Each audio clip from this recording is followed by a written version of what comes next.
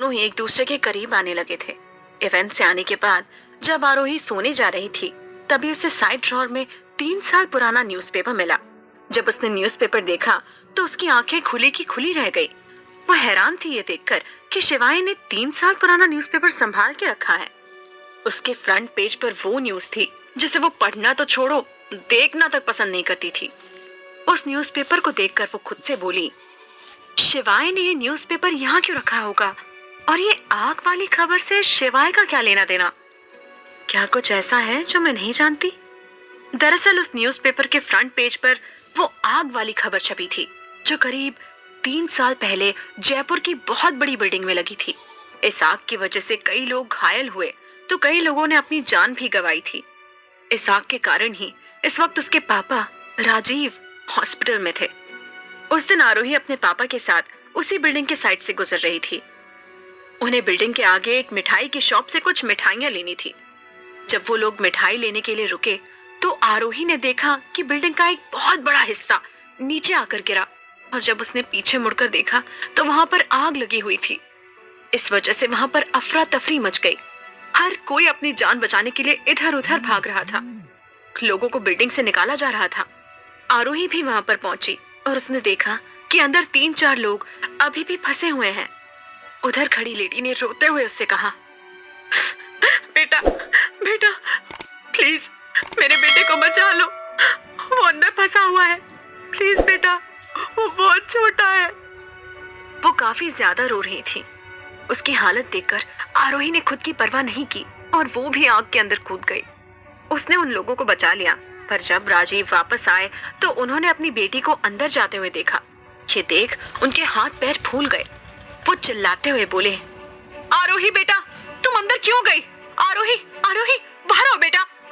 जब वो बाहर नहीं आई तो वो उसे बचाने के लिए बिल्डिंग के अंदर चले गए।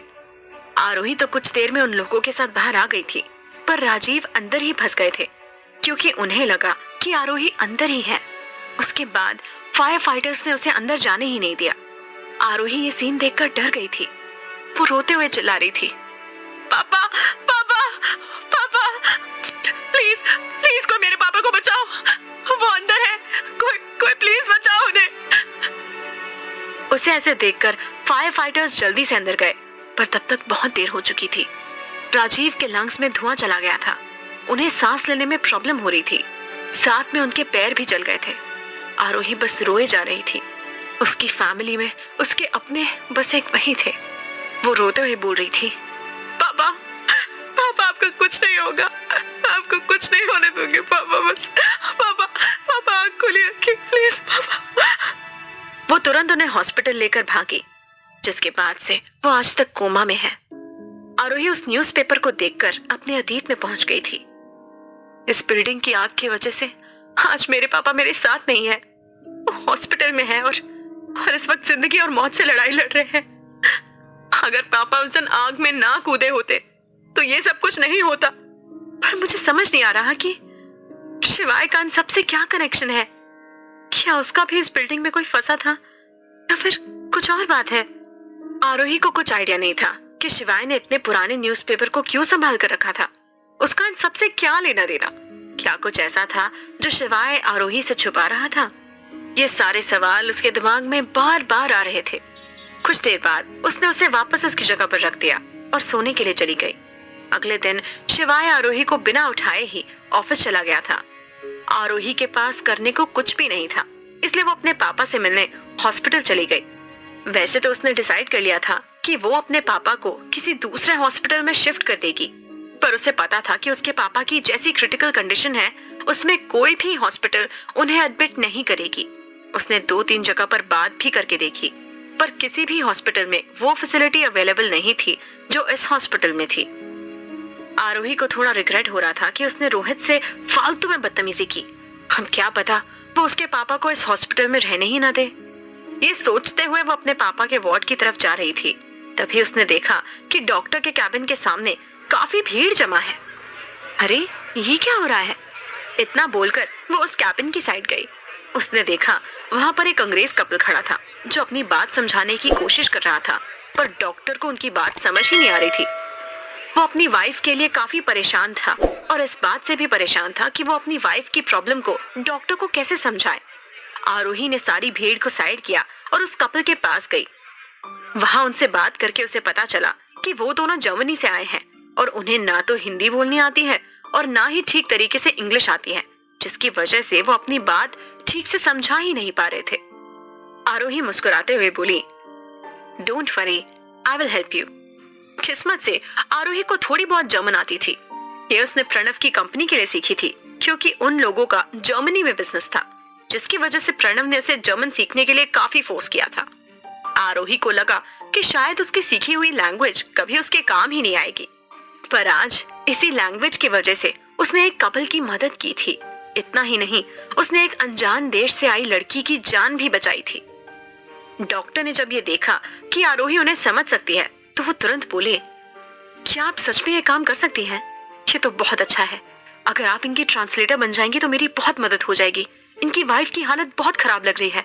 मुझे इन्हें तुरंत मेडिसिन देनी होगी, पर जब तक मुझे ये पता नहीं चलेगा कि इन्हें प्रॉब्लम क्या है, तब तक मैं कुछ नहीं कर पाऊंगा।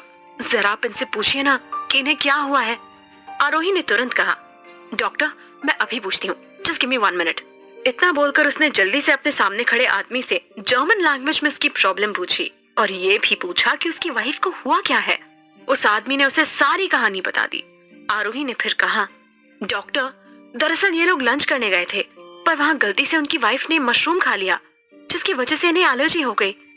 सिचुएशन ज्यादा खराब हुई तो इन्हें एलर्जिक अटैक भी हो सकता है। डॉक्टर ने जल्दी से आरोही की बात सुनकर उस पेशेंट को चेक किया। उन्हें बहुत जल्द बीमारी का पता चल गया था और ये भी पता चल गया था कि ये ठीक कैसे होगी। उन्होंने उस कपल को कुछ मेडिसिन लिख कर दी। आरोही ने वो मेडिसिन की लिस्ट उस लड़के को देते हुए उन्हीं की लैंग्वेज में उससे समझाया कि उन्हें कैसे ये दवाई लेनी है। उस कपल ने जब ये सुना कि उनकी प्रॉब्लम का सोल्यूशन निकल गया है, तो वो दोनों बहुत खुश हो गए। उन दोनों ने ही आरोही को अच्छे से थैंक यू कहा। आखिर उसने उसकी वाइफ की जान जो बचाई थी। वो कपल वहां से चला गया और आसपास खड़े लोग आरोही के लिए ताली बजाने लगे। डॉक्टर ने भी बड़े खुश होते हुए कहा, वेल डन। अगर आज आप यहाँ नहीं आती तो शायद उस पेशेंट की जान चली जाती। आपने बहुत बड़ा काम किया है।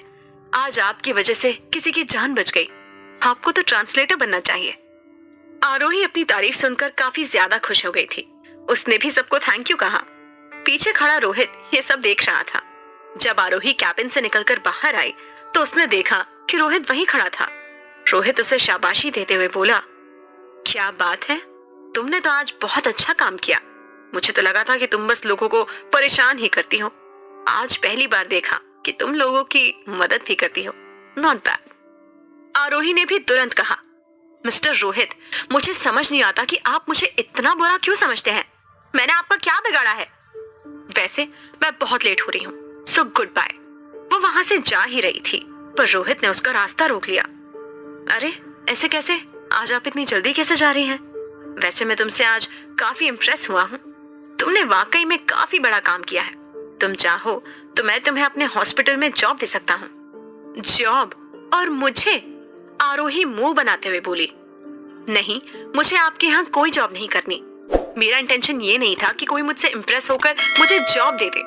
मैं बस उस कपल की मदद कर रही थी, इससे ज्यादा कुछ नहीं।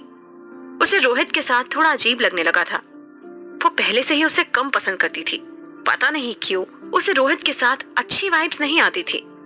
वो तो रोहित को इग्नोर करके वहां से जा रही थी, पर उसी ने उसे रोक लिया। रोहित फिर थोड़ा जोर देते हुए बोला, मैं उस दिन वाली बात के लिए थोड़ा शर्मिंदा हूँ। मुझे तुमसे वैसे बात नहीं करनी चाहिए थी। प्लीज मुझे माफ कर दो। I am sorry. वैसे अगर तुम्हें कोई प्रॉब्लम ना हो तो क्या हम दोनों साथ में लंच कर सकते हैं? आरोही ने जब लंच का नाम सुना तो वह हैरान हो गई। उसे कभी नहीं लगा था कि रोहित कभी उसे लंच के लिए भी पूछेगा, पर वो तो उसके साथ नहीं जा सकती थी, क्योंकि वो जानती थी कि शिवाय को ये बात अच्छी नहीं लगेगी। उस दिन जैसे इन दोनों की लड़ाई हुई थी, उसके बाद अगर शिवाय को ये पता चला कि आरोही उसके साथ अकेले लंच पर गई थी, तो शायद वो इस बात को लेकर गुस्सा हो जाए। यही सोचकर उसने ना में गर्दन हिलाते हुए कहा, नो थैंक यू, मुझे भूख नहीं है। वैसे भी मुझे कहीं और जाना है तो मैं आपके साथ लंच के लिए नहीं चल सकती। I am sorry. प्लीज आरोही, मैं सच में अपनी गलती सुधारना चाहता हूँ। कम से कम मुझे खुद को सुधारने का मौका तो दो। रोहित अपनी मासूम आवाज में बोला। आरोही उसे फिर मना करते हुए बोली, मैंने कहा ना, मुझे भूख नहीं है, मैं घर से अभी अभी ब्रेकफास्ट करके आई हूँ, तो हम लोग फिर कभी लंच पे चलेंगे। रोहित को समझ में आ गया था कि आरोही इतनी जल्दी मानने वाली नहीं है, सो उसने भी आगे फोर्स नहीं किया। अच्छा ठीक है, अगली बार मिले तो खाली पेट मिलना, ताकि हम दोनों साथ में बैठकर लंच कर सके। आरोही ने उसे हाँ कहा और तुरंत वहां से भाग गई। वो ज्यादा देर वहां पर नहीं रह सकती थी। उसे समझ नहीं आ रहा था कि रोहित उसके साथ इतने अच्छे से बर्ताव क्यों कर रहा है। अभी कुछ दिन पहले तो वो चिल्ला रहा था और अब ऐसे जता रहा है जैसे वो इस दुनिया में उसका सबसे अच्छा दोस्त है। क्या रोहित के दिमाग में कोई दूसरी खुराफात चल रही थी? क्या वो आरोही को अपने किसी जाल में फंसा रहा था? क्या वो आरोही से दोस्ती करना चाहता है? और क्या आरोही उस न्यूज़पेपर के बारे में पता लगा पाएगी? क्या उसे शिवाय का राज पता चलेगा?